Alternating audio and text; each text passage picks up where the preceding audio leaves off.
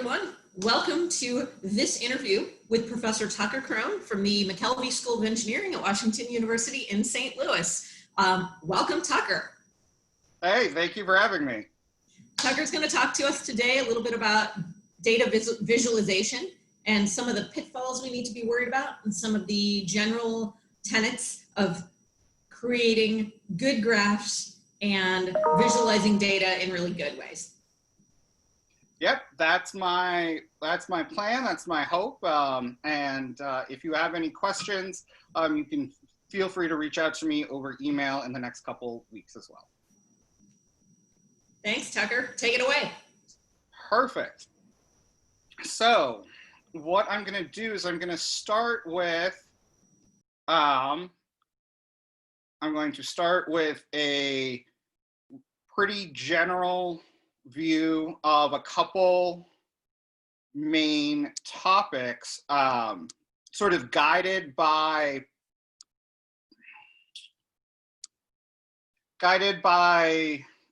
my background and guided by the library data visualization exhibit from last semester.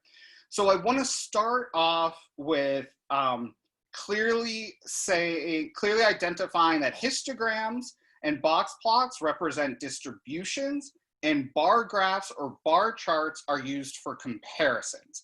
So a common misconception is that histograms and bar graphs are the same. So I just want to right out of the gate, I want to clarify that they're different. And I'll just quickly show you what distributions look like. I think a lot of you through your classes have been exposed to distributions, but just want to quickly identify it. So the main way to identify a distribution is to do a histogram, and there are two main ways. You can either display them based on their frequency, so the number of counts within a bin, or you can display the same data with percentages. And all of the percentages need to sum to 1 because that is a property of a distribution or a density, is that the area under the curve is 1.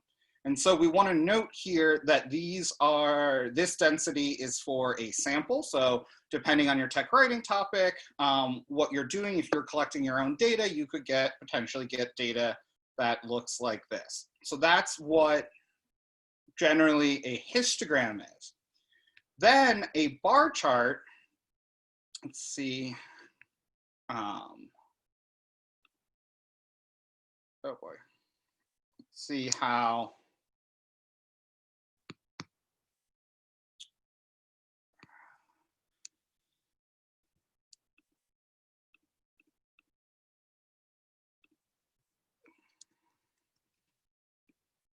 There we go. So a bar chart is used to compare across different, usually categorical, or also called nominal values. So two or more different things where there's no meaningful numerical difference across the category. So in general, there's no meaningful distance between San Francisco Zoo and LA Zoo, no numerical difference, same with giraffes versus orangutans versus monkeys.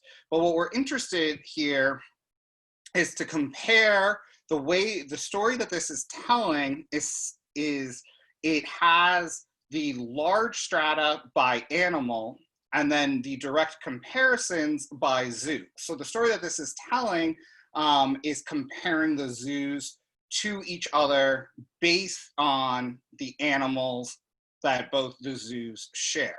So this is what I mean by bar charts are used for comparisons and they don't represent a complete distribution. And we're gonna walk through throughout this lecture a couple ways that bar charts can be either consciously or subconsciously manipulated to be misleading.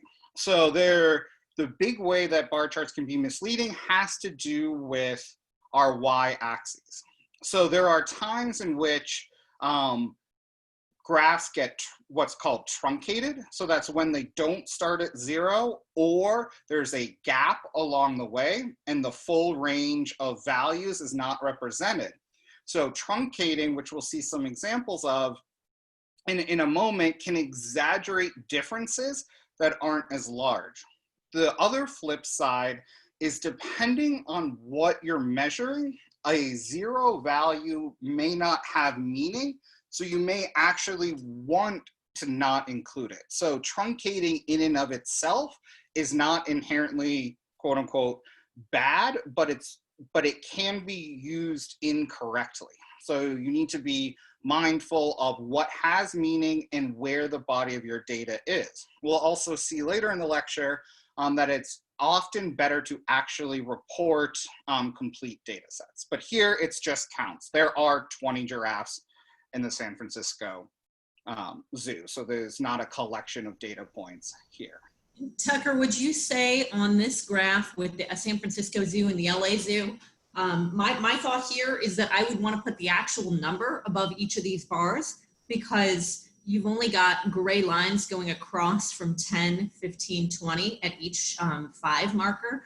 So for example, with giraffes on the LA Zoo, I can't quite tell if that's 11 or 12. My estimate is 12, but it's a little hard to see. That's a great point.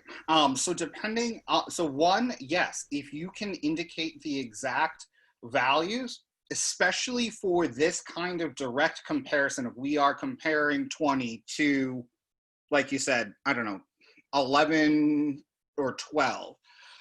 Yeah, we're directly comparing counts. If we have larger, if these bars are created based on samples, then we would want to include some kind of measure of error as well, so that we know how spread out the data is. So yeah, this is about as simple of an example as you can get. And if there's any ambiguity, any potential for ambiguity, you want to include numbers.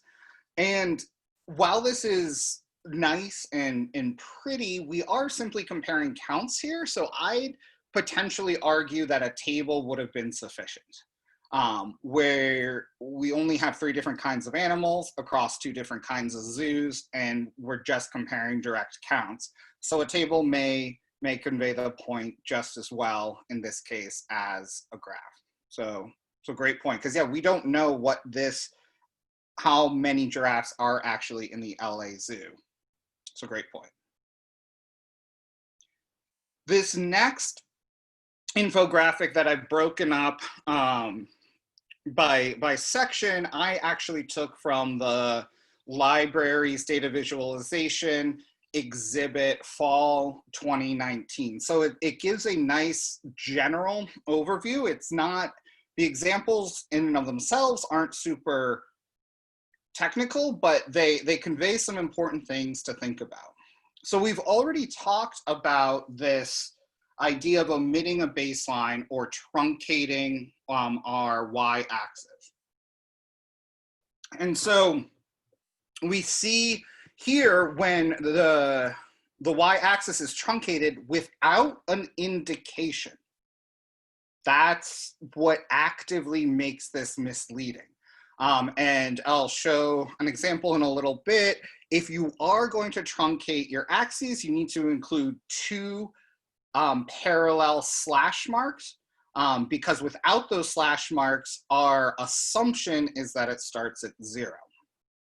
And so this is actively misleading. So since the range is only from 50 to 62, the differences across these, well, across group A versus the other 2 groups looks extreme. But when we start our y-axis at 0, and Seema, like you talked about, we actually report the percentages above them, we see that there's only an 8% difference between groups A, groups B, and group C, and all of these are above 50%. So there's no context here, but my guess would be this is no longer, this difference when we display it accurately seems a lot less meaningful. These groups seem much more comparable than they do with the truncated y-axis without an indication that it was truncated. And also, Tucker, with that second graph, personally, I don't know, in the spirit of making this really honest and open, when you're doing percentages, I always like to, if it doesn't look ridiculous, go from 0 to 100. So we can look at that 62 and get the feeling that it's not filling up almost all of the space. What's your thought on that? I agree with that, especially like you said, with something like percentages where they're bound between 0 and 100. That would then make these even appear even more comparable, because, you know, 8% across 80 is 10% versus 8% across 100 is 8%. So yeah, the difference between that, what you just said illustrates the idea of relative difference versus actual difference. And so yeah, still here, we've got a truncation just in the sort of quote unquote right side. So this is another example, another set of sample data of truncated over here without indicating the truncation. So we don't have the double hash mark, versus non-truncated data, non-truncated data. And we see that these are almost exactly the same. Now here, we're dealing with interest rates, and they only go up to 3.5%. So if we had included the full 100 range for a percentage, all of these would get washed out. So in this case, because it's such a small portion, I think the message is still clearly stated that these are comparable, even with the truncation. I would argue that since these are such subtle differences, it would be, if you're unable to report them directly on the graph, you should report those exact values at least in a caption, or depending on if this is a subset of a larger data set, in a table that represents the whole range of data.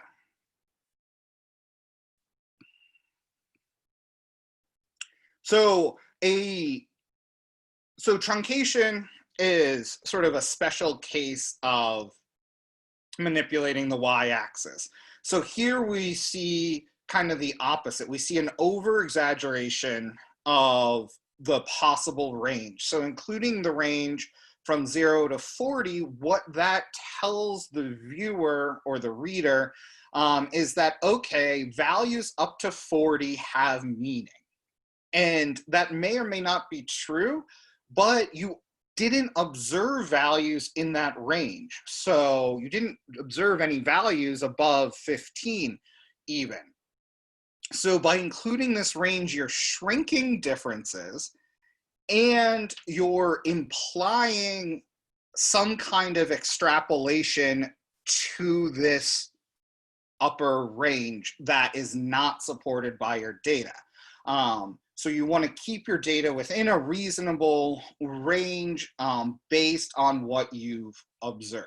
And so when we do that and we use the range that is inclusive for our data and as limited as possible, we see these differences have much more, once again, relative meaning to each other. So it depends on what you're showing, and you can either shrink your y-axis or exaggerate your y-axis to wash out effects or exaggerate effects. So using the wrong graph. First thing I'll say here, pie charts, you generally should not ever use a pie chart, period. There might be some exceptions to that, but in general, don't use a pie chart. And a pie chart is supposed to add up to 100%. If you get a pie chart that doesn't add up to 100%, I don't know what that means. No one does, because it doesn't mean anything. So this pie chart adds up to well over 100%. So it is flagrantly unclear as to what story they're trying to tell at all, period. When we create a bar chart, now maybe these are percent wins, like their team's winning percentage over 10 seasons or something, or maybe it's percentage of the team that plays multiple positions. I'm not sure, but the goal of this was to compare the percentages of whatever factor this is per team across the 3 teams. Once again, because of these numbers, you would want to look at, you would want to consider this upper bound of 100 as well. If you ever choose to not include it, you just want to be explicitly clear. That's part of the communication aspect of data is you need to justify and explain the decisions that you made when you displayed it, and be clear with that, because if you don't, that's what can lead to people using the word misleading about your data. So it's not always quote unquote bad to make certain decisions, but it is quote unquote bad if you don't explain why you made them, because then that looks like you're hiding something.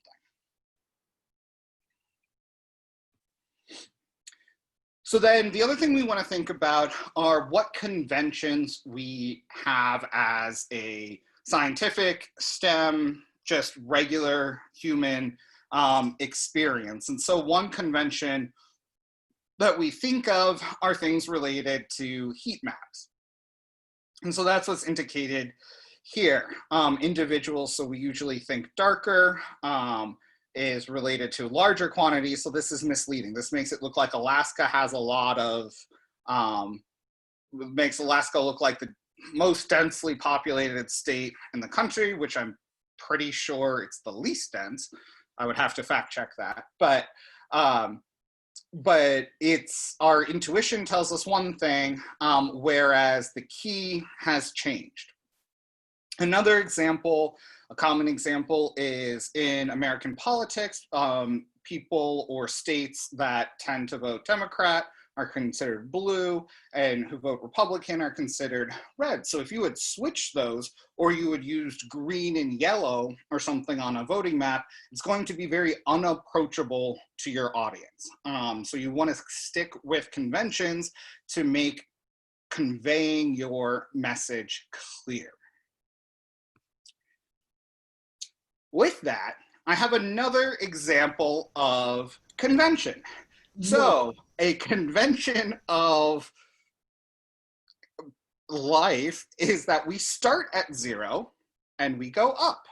Whereas here, the graph starts at 1,000 and goes to 0. So it's a completely inverted graph. So unless you're really looking at it specifically, our instinct, our first sort of approach would say, wow, gun deaths are going up in Florida even after they enacted the stand your ground law. But what we actually see is that the gun deaths are going down with time, even with that law being passed. So this is a very difficult graph to understand the story once we start to realize, okay, so the y-axis is the opposite of the convention. So whatever message I think I'm seeing, I now have to flip in my head. So this is an example of a graph that for whatever reason was actively created to be misleading, because it went directly against the most basic standard, which is we start at 0.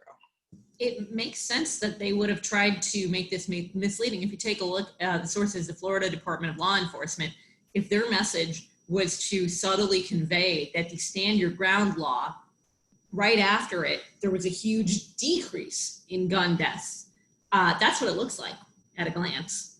What actually happened here, if you flip this and imagine it flipped, is that there was a huge increase after 2005. Gun deaths were way down, it looks like below 600 between the years of the late 90s through 2005, and now they're up above 700, and they peaked over 800 in 2006 or 7 or something like that. So, so yeah, it would make sense, but be very misleading for the Florida Department of Law Enforcement if they're trying to push the agenda of stand your ground laws, making us safer, to make it look like there was a decrease in gun deaths after that point, even though it looks like there's a very sharp increase, actually. Perfectly said. I give you an A for today.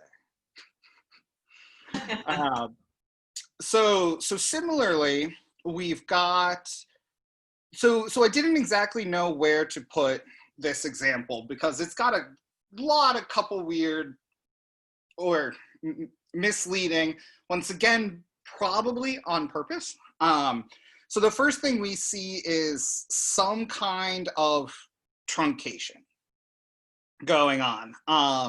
It's truncated the y-axis. It's, I don't know, maybe starting at 70%. But then we have these other problems, is that it's trying to be clever and use books because books are associated with learning, and you know, that's fine. That could have been a really positive visual tool, but a book does not represent the same percentage jump. So it's visually manipulating these differences to tell a very specific story that's not as honest as the truth. So we've got truncation going on, we've got inconsistent units. A book does not correlate perfectly to a percentage point. So this is another example of a misleading figure that, like I said, has a couple odd things going on.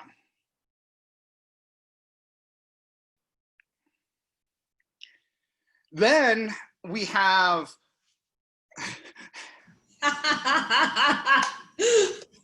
I'm not quite sure how to exactly phrase this, but we have a figure that is traditionally used to show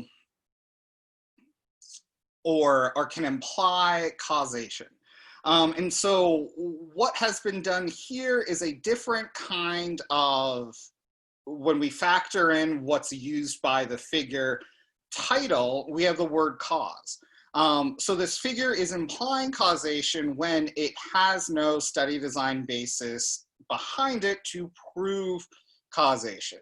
I am pretty sure organic foods do not cause autism, and yet that's the claim that they're trying to support, which is not what they're saying. It's saying that there is a statistically significant correlation across the two, and that statement alone is a true statement. But by claiming that the correlation proves causation, and we're trying to tell that visually, that is what is misleading about this. What we would really want to be interested in is, okay, autism rates and organic food sales are both increasing with time. What is the variable, the third variable, or the true causal variable that's causing both of these things to increase with time? Or what are different factors that are increasing with time that then cause both autism and organic food sales to go up with age? So there's at least a third factor driving this association, if not more than that, and that is not conveyed here. So this is making a causal claim when the evidence cannot support that causal claim. At best, we have an association, but that association is probably meaningless. It's what we would call spurious, because the association is going to be driven by at least one other factor, if not others. So this is making a very strong claim without the evidence or the study design to support it. So you need to be very careful to not say things. You have to be careful to only say things that you can support with your study design and your data. Tucker, could you talk to us for a second about that double y-axis? Because that seems like an extra way that they've made this misleading. So yeah, so double y-axes are relatively common when you're doing an experiment and you're measuring multiple things simultaneously and you want to track them over time. So you might have a mouse model. You might still have time down here. You might have tumor size here, and you might have average, I don't know, metabolic rate measured by oxygen consumption, because you're trying to see if an exercise regimen helps with tumor reduction or something. So, so they can be successfully done. But once again, we need to think back to all the things that we've already talked about y-axes. If you start truncating them or you start exaggerating one over the other, you can manipulate y-axes depending on your units and everything to get them to quote unquote match. So you have to be very careful when you choose the ranges and the units to make sure that you're capturing the appropriate behavior. So they are done. I have seen some figures that actually have 4 axes going on at the same time. And I saw that in my publication writing course from a paper students were presenting, and that was a lot. We had a class discussion on it, and I said, look, it feels like there's a lot going on here. I'm really struggling to understand the complete message. And the students who were presenting it worked in that field. And they said, you know, we hear that, we appreciate that for our peer audiences. So communicating among experts in the field, that was common to have up to 4 axes representing the same, 4 axes represented in the same figure. And so then we got into the conversation of audience and how, you know, if they were presenting at a very specific journal conference, then great, I would say you can put it up like that. But if you're going to a more general audience or a more general publication conference or something like that, that I would encourage them to think and facet out their figures into multiple different figures. So it has a lot to do with who your audience is and what is approachable to them. So great question. Thanks. So then I'm going to keep this, I'll zoom in a moment so that you can all look at the scales, but I'll just start with my little prompt here. So I saw the following post on the internet. I'd like you to think about what's misleading about this side-by-side comparison. Hint, when I saw this, my first thought was, wow, cases are decreasing in Washington. So we want to note that this first upper figure is a heat map. So once again, the convention with heat maps is darker means more density from March 11th versus a heat map from March 18th. So now I am going to zoom in. So we have our March 11th. We've got our heat map for March 11th. These, a lot in Washington, that's where the first case in the US was, a lot in California, and a lot in New York.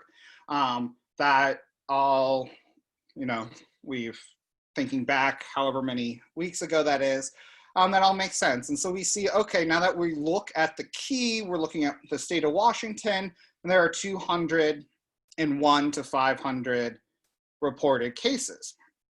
So then we go back to the same heat map by the CDC, Mind you, they're still using the same color scheme. And we know that white represents none. The light yellow still represents 1 to 5. But now we're seeing that this darker yellow that used to represent 6 to 10 is now representing 6 to 50. Whoa. So across these two the CDC created both of these heat maps. They're both still technically following the qualifications of a heat map. Darker represents a higher density.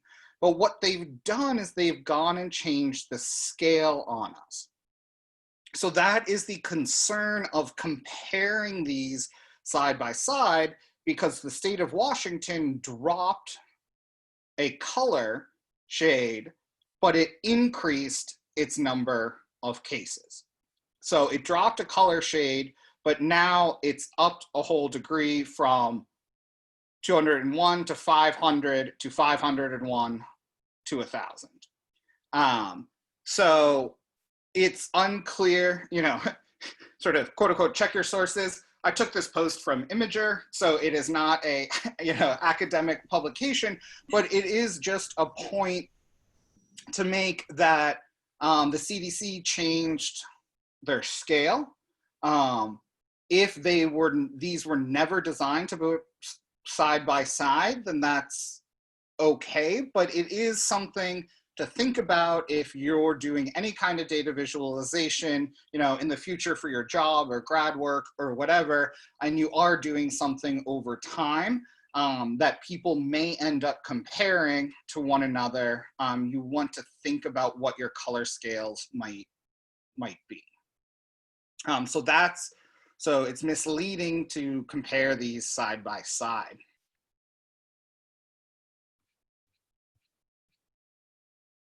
We won't talk about,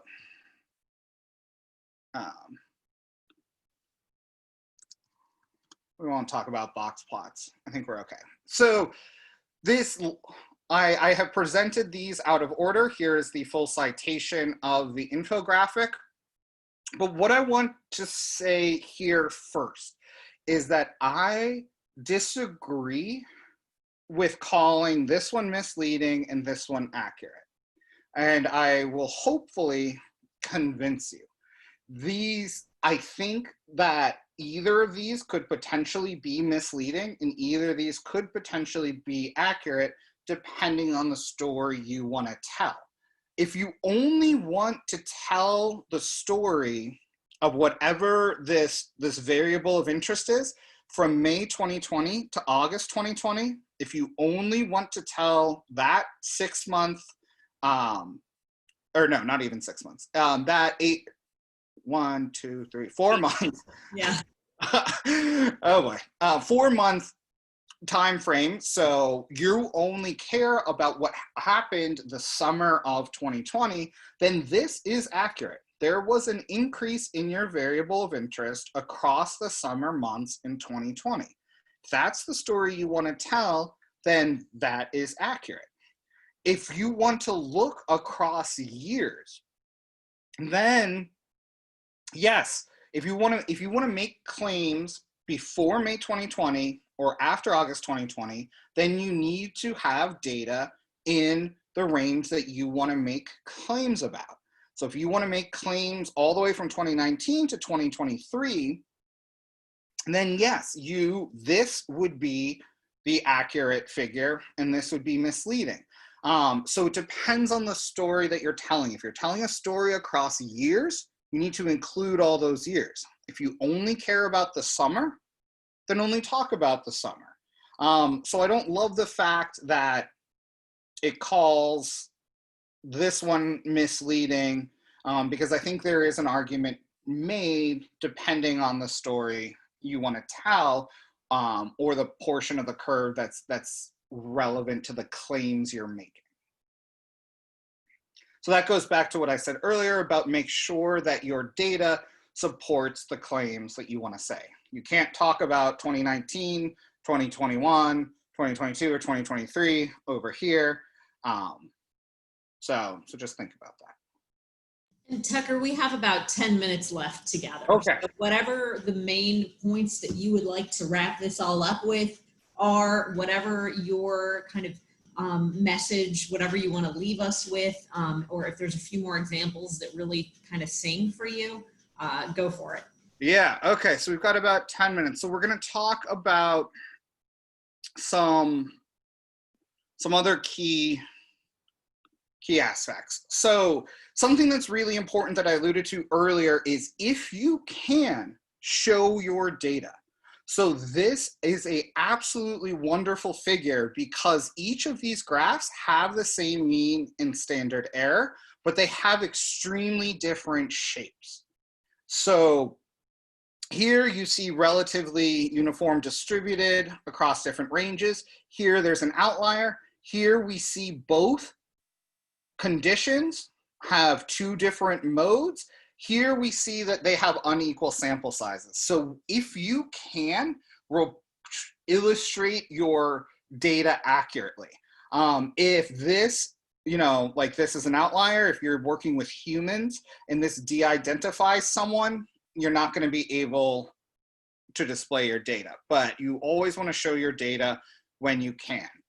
I want to point out how to actually identify what a truncation looks like, and it's through these double slash marks. So if you do truncate your axis for whatever reason, this is how you indicate it.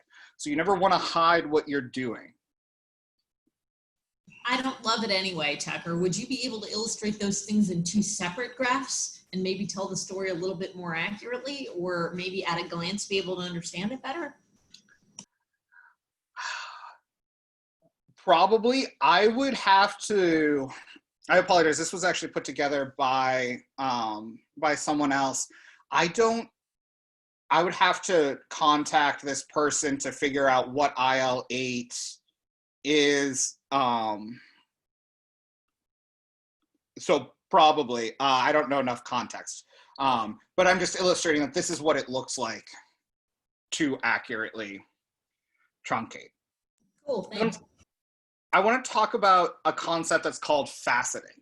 So what we see on this right is we see that we've got our 7 series, we have them overlaid, fine, we've given them all different colors, but I get absolutely no meaning out of this. This just looks like noise.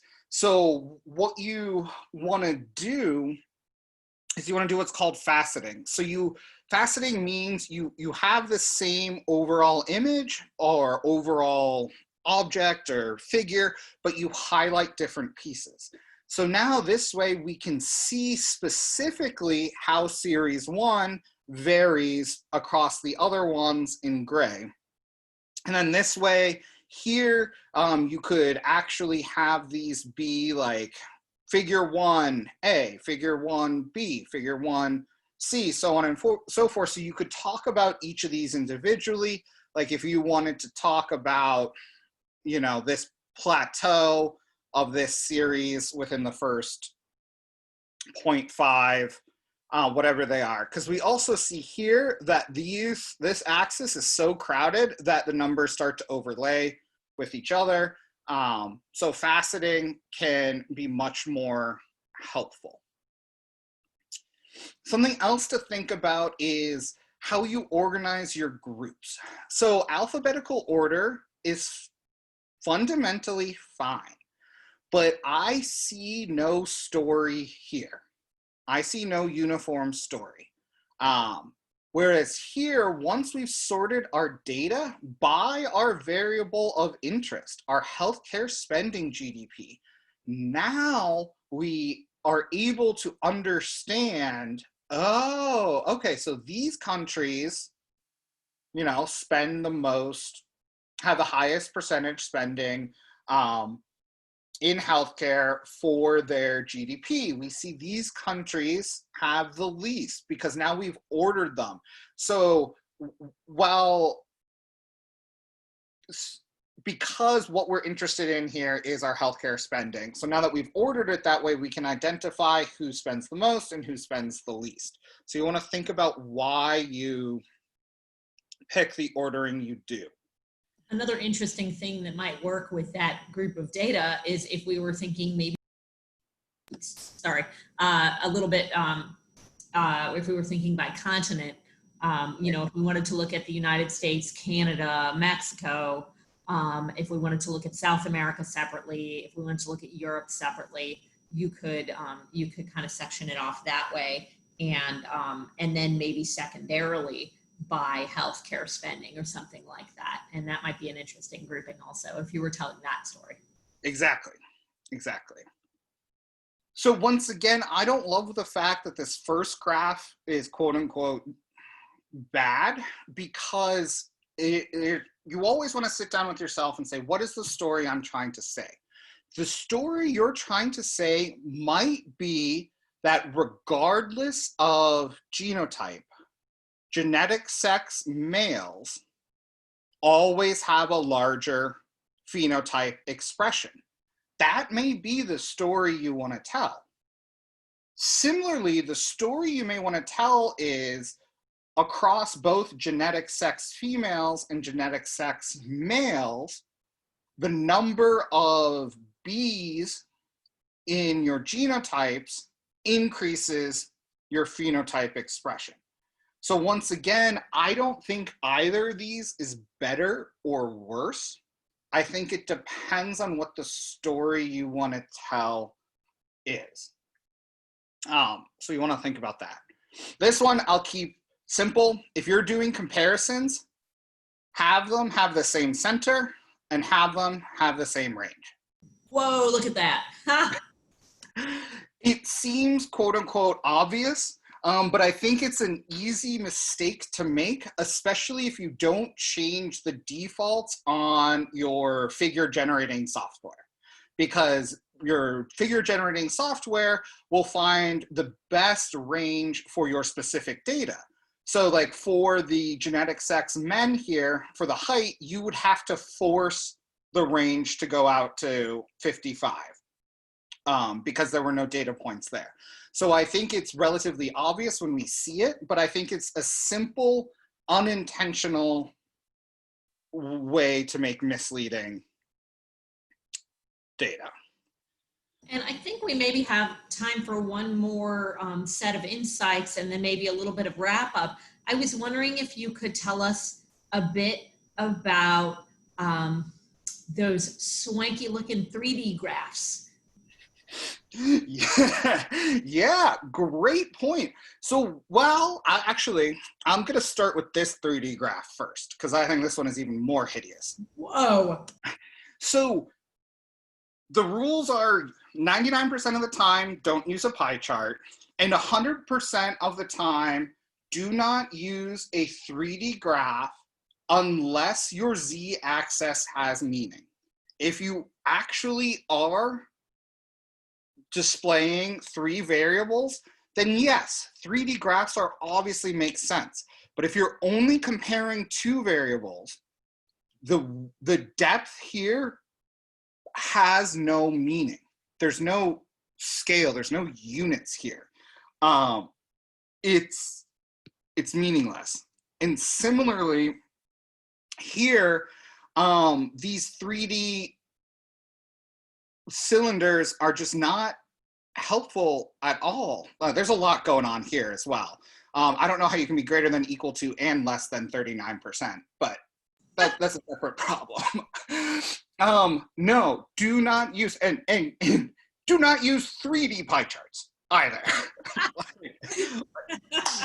like, this is just insult to injury over here. These also pie charts are supposed to represent area. Now that we have 3D, things look disproportionate sizes. So no, 3D is always bad unless you actually have like a curve that you need to explore. So those are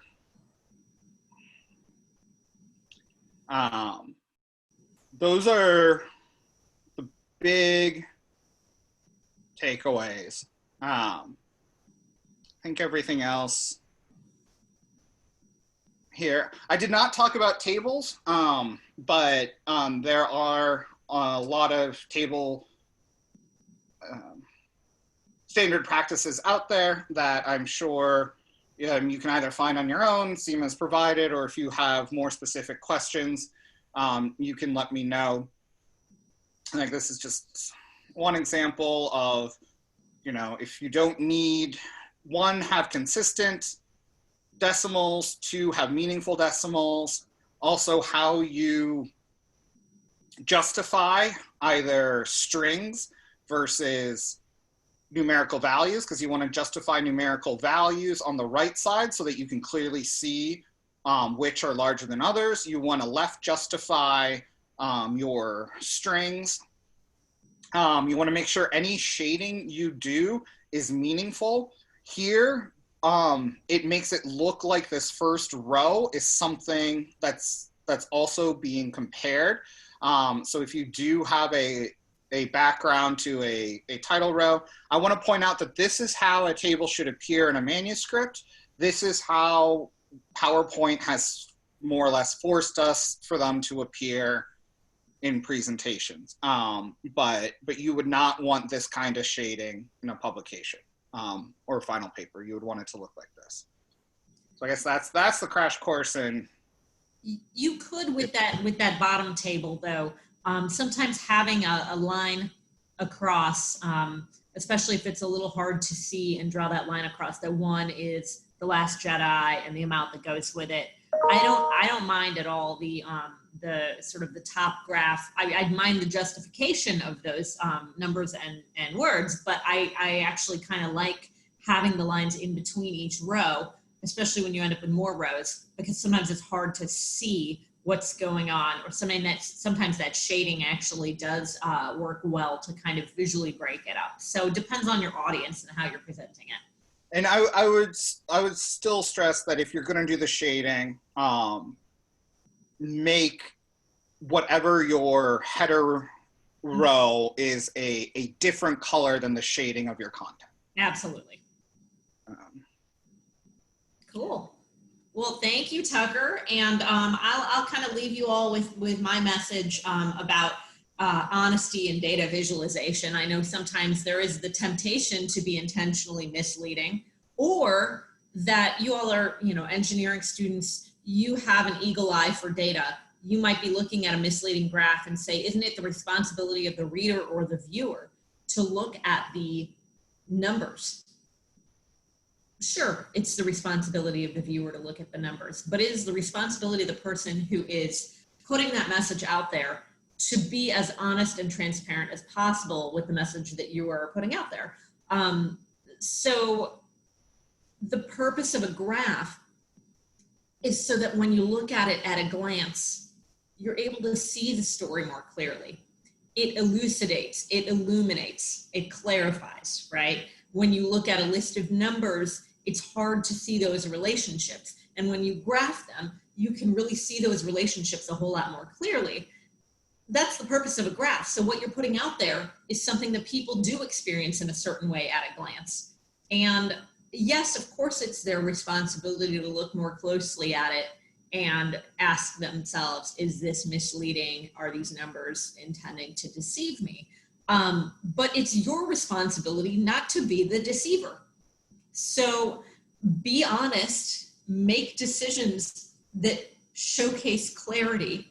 Even if you want to convey there was a 10% increase this year in our revenue and you want to make it look bigger, you think for a minute, ooh, I'll do the y-axis from 100 to 110, and then it'll look like this huge increase, and that would be awesome, and people at a glance will get this really warm and fuzzy feeling.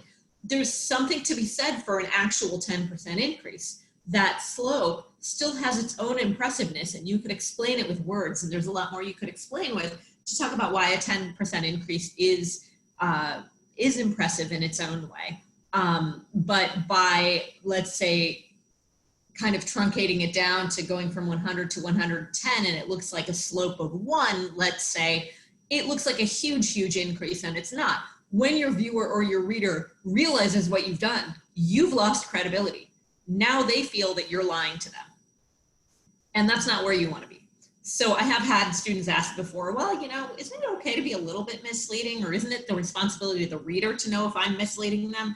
Yes, it's the reader's responsibility, but it's also your responsibility not to mislead them. So, so that's kind of why you should be honest. You should be honest because being honest is good, right? And so, so there's kind of my message to you is illuminate and clarify and do it honestly. And if you need more explanation, you can use words for explaining why there's a decrease or explaining why this decrease is so sharp rather than sort of hiding the decrease. 100% agree. So thank you very much, Tucker, for visiting via Zoom and showcasing a little bit of your expertise on data visualization. It's really great to have somebody with a background in statistics who can really dig into some of these graphs and show us some interesting pieces of information. Yeah, thank you for having me. And I guess